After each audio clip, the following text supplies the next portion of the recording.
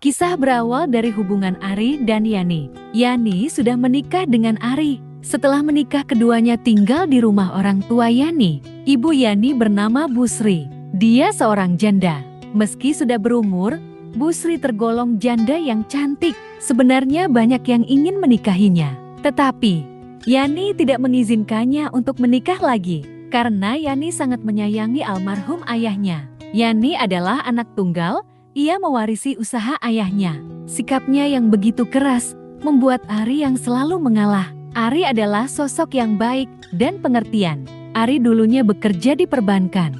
Karena suatu hal, Ari dikeluarkan dari tempat kerjanya. Yani pun menawarkan pekerjaan di kantornya. Akan tetapi Ari selalu menolaknya. Ari tidak ingin kerja menjadi bawahan istri karena susahnya mencari kerjaan. Sementara waktu dia menjadi driver taksi online. Mengetahui itu, Yani marah ke Ari.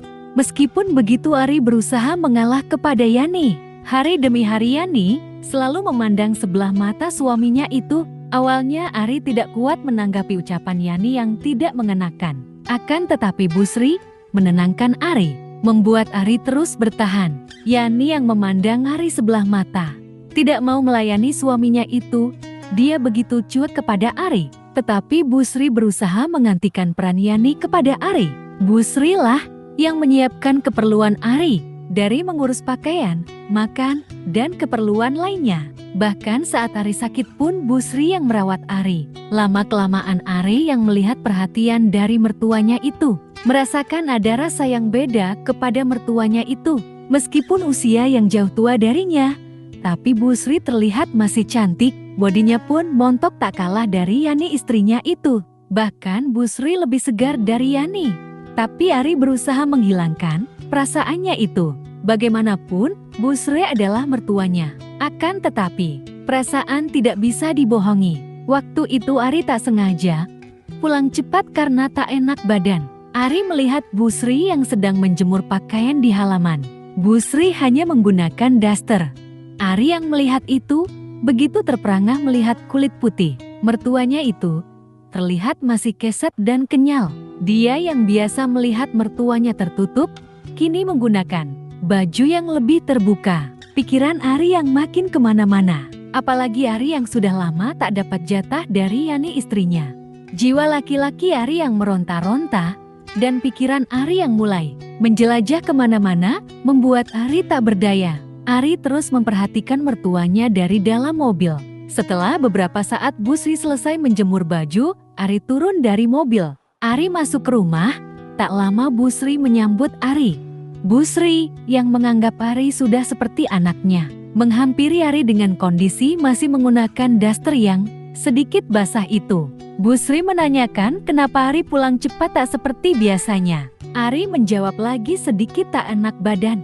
Bu Sri yang begitu perhatian dengan menantunya itu, menyuruhnya beristirahat saja, dan Ari pun mengikuti arahan Bu Sri. Ari masuk kamar dan mulai beristirahat di kamarnya. Bu Sri yang perhatian itu membuatkan teh panas ke menantunya itu. Bu Sri segera menghantarkan teh itu ke kamar Ari, dengan kondisi daster yang kerahnya lebarnya melebihi lehernya, membuat Ari sedikit melihat buah melon mertuanya. Bentuknya yang masih bulat dan padat, serta warnanya yang putih, membuat pikiran Ari makin kesana sini. Bu Sri menyuruh Ari untuk segera meminumnya, mumpung masih hangat. Bu Sri izin keluar dulu. Sebelum keluar dia bilang, kalau butuh apa-apa panggil aja, dia ada di luar. Ari pun mengangguk. Ari yang ingat handphonenya tertinggal di mobil, keluar untuk mengambilnya. Tak sengaja melihat Bu Sri yang keluar dari kamar mandi yang hanya memakai handuk. Ari seketika terperangah melihat itu, akan tetapi Bu Sri justru tak berpikir apa-apa. Dia hanya menanyakan kondisi Ari dan bertanya Ari kenapa keluar. Ari menjawab dengan terbata-bata, bilang kalau dia ambil handphone yang tertinggal di mobil. Bu Sri pun langsung bergegas masuk kamarnya. Ari masuk ke kamar kembali. Di dalam kamar, pikiran Ari makin meronta-ronta melihat kejadian demi kejadian hari ini. Hingga Ari punya siasat untuk mertuanya itu. Ari keluar kamar, memanggil mertuanya. Bu Sri pun menghampiri. Ada apa, Ari? Tanya Bu Sri. Badanku makin menggigil, Ma. Ucap Ari. Apa kamu mau Mama antar berobat ke klinik? Tanya Bu Sri. Gak usah, Ma. Ari boleh minta tolong gak, Ma? Tanya Ari. Boleh. Ari mau apa? Tanya Bu Sri balik. Sepertinya Ari masuk angin, Ma. Mama mau gak kerokin Ari? Jawabnya. Ya gak apa-apa. Tunggu aja di depan TV. Mama ambil minyak dulu, ucap Bu Sri.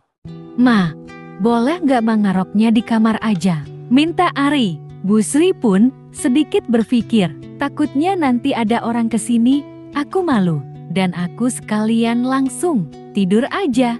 Biar gak pindah-pindah, imbuh Ari menjelaskan. Bu Sri pun menyetujui permintaan menantunya itu. Ari langsung bergegas masuk. Tak lama Bu Sri pun masuk membawa minyak angin dan koin. Ari yang sudah menunggu, akhirnya Bu Sri mulai mengeroknya. Sambil dikerok, Ari mulai membuka beberapa obrolan ke mertuanya. Bahkan Ari sedikit merayu mertuanya itu. Dia mulai memancing ke obrolan yang lebih privasi. Tetapi Bu Sri tak marah dengan sikap menantunya itu. Selama ini, semenjak suaminya meninggal, dia tak punya teman curhat yang sampai dalam seperti ini. Bahkan anak semata wayangnya pun tak pernah bisa diajak curhat. Hanya sibuk kerja dan egois terhadapnya. Menyadari mertuanya yang meladeninya, Ari makin berani membicarakan hal-hal sensitif kepadanya. Tentang bagaimana menahan rasa saat pengen begituan. Dengan sedikit curhatan kesedihan dia membungkus pertanyaan itu. Dia bercerita sudah lama, Yani tidak mau begituan dengannya. Bu Sri pun menjawab pertanyaan Ari itu. Lama-kelamaan, Bu Sri terbawa arus dengan menantunya itu. Dia mulai punya perasaan yang aneh dalam dirinya. Menyadari siasatnya berhasil, Ari memulai aksinya itu. Dia mulai merayu dan meluluhkan hati mertuanya itu. Bu Sri pun terlena. Terjadilah suatu hal yang tidak pernah terbayangkan sebelumnya.